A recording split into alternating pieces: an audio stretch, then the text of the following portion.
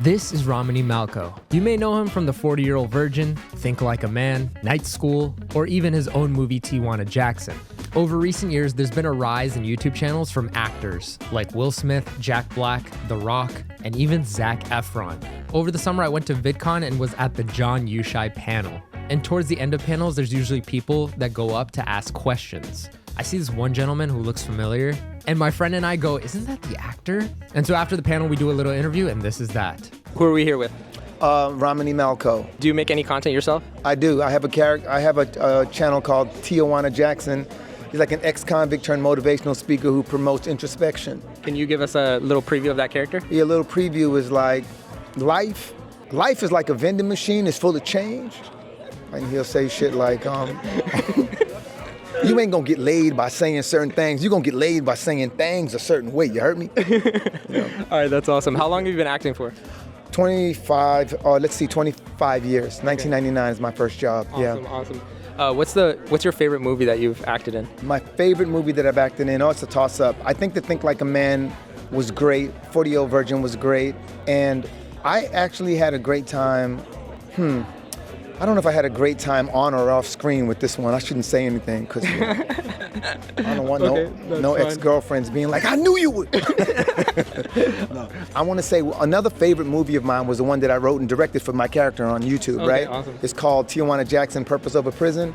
It's on Netflix, all that shit is funny. He's like, when I was 8 years old, my uncle tried to put his finger in my asshole while I was asleep, but I caught him. Took it about 7 to 8 hours to get my foot out his larynx. Anyway, that shit is hilarious. Yeah. But as far as the worst movie I've ever been in, the worst movie I've ever been in was before I actually become an actor. I volunteered to be a part of an indie, and they put me in a fat suit. Yeah. And it was the worst movie because I was the worst actor. Period. Okay, so you just needed to get your reps in. Yeah, I really did. I did. Okay, so in the world of social media, how does someone utilize social media to become an actor? Okay, now this is interesting. So a few years ago, I had a conversation when I wanted to make my movie about my character. Yeah. I couldn't raise any money. Interesting. And so I decided to, I didn't decide. My audience was like, yo, start a crowdfunding campaign, we'll fund this. Yeah. So I started that, and my manager goes, I don't know if I like you asking your subscribers for money and stuff like that because you're an established actor. I was like, well, if I was that established, wouldn't I be able to raise money to make my movie? And he was like, you have a point, right? Yeah. So I utilized my audience's help and guidance to raise like the first $90,000, and I did it so quickly that it attracted investors. And the conversation that my manager and I've had since is that had I had a larger social media following, I would have had more clout in the areas that I needed when I was trying to make that movie. So there's a company called UTA, right? They represent writers and directors and whatnot, and they put together this really interesting program that helps to track how your social media following responds to your other forms of content. So like, for instance, when you post something, how many of your followers actually show up in your theater or show up and watch your show? Yeah. And it turns out that for a lot of people, it doesn't happen because social media is a bit more passive. Yeah. But what they have found is there are certain people, certain actors who are able to mobilize their audience. Yeah. And what that really boils down to is pretty much the age-old practice of YouTube, which is that those are the people who build the deepest and closest connection with their audience, with their social media followings, and they just make a time commitment to revealing more vulnerable aspects of themselves, and also listening to their audience and engaging their audience so they feel like they're a part of something. And those are the people who seem to consistently be able to mobilize their audience. That's powerful. Yeah. What's your favorite social media right now? My favorite social media, or to utilize as well? Oh, I'm all about. I've done it all, bro, and I am committed to YouTube. YouTube. I think that the GOAT. YouTube is the GOAT, but also I've been on it since like 2011. Wow. I've been posting content since MySpace. Yeah. And you edit yourself as well? I do. You know, I have a mentor who won't let me. My mentor kind of gave me back. He's like, you're a better editor than you are than you are an actor. Dang, bro. I know. So I don't know. Yeah. What program you use? What program I use? That's a great question. So I started with I'm going to give you a journey, and there's a reason for it. So I started with Final Cut Pro. Okay. And then I went from Final Cut Pro to Adobe Premiere. And Adobe Premiere has always been an uphill battle for me. And then I finally gave in and tried to edit a couple videos on CapCut. And then I went to edit my third video, then this is only this year, on CapCut, and it wouldn't export.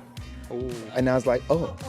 So I've been using DaVinci ever since. DaVinci, okay. I've been hearing good things about DaVinci.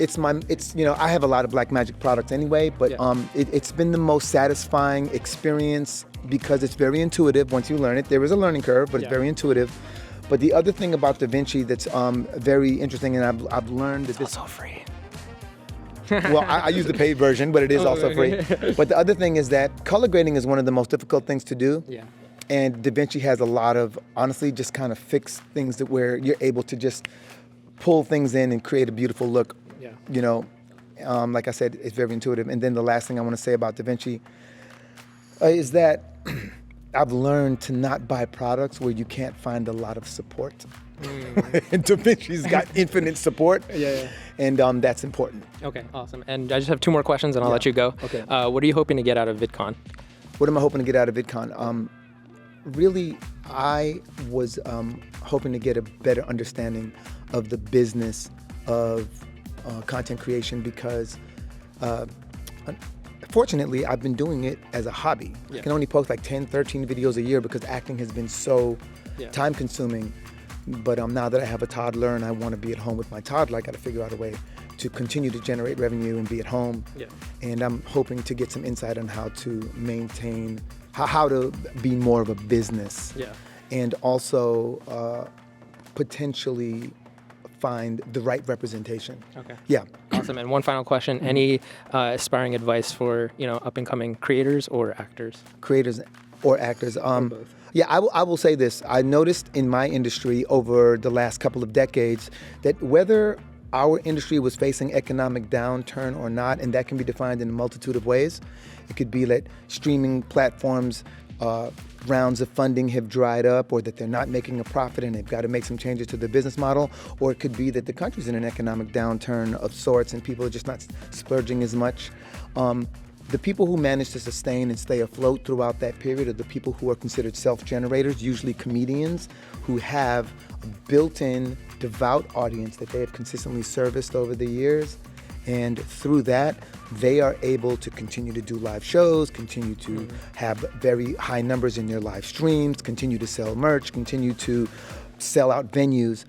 And so I would just say, whoever you are, however you do it, you make sure that you create the deepest connection you can possibly create with your audience, and you treat them like royalty. Doesn't matter how big or small. That's amazing. Thank you so much for the interview. No, you're welcome. Could we get a pose for the camera? Okay. Thank you. Thank you so much, bro. Yes, man. Here we go. Y'all ready? Yes, sir. Let me see if I got it. That might have been just all on me. Oh shit! Look at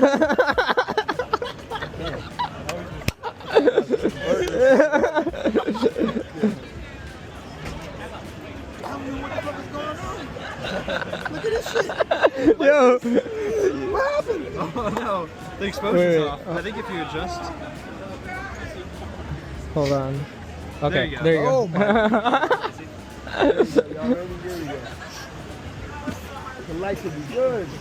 Okay. Let's see. Thanks, guys. No, thank you, bro. Yeah. Yo, that's a great picture. If you want to see more interviews, click right here.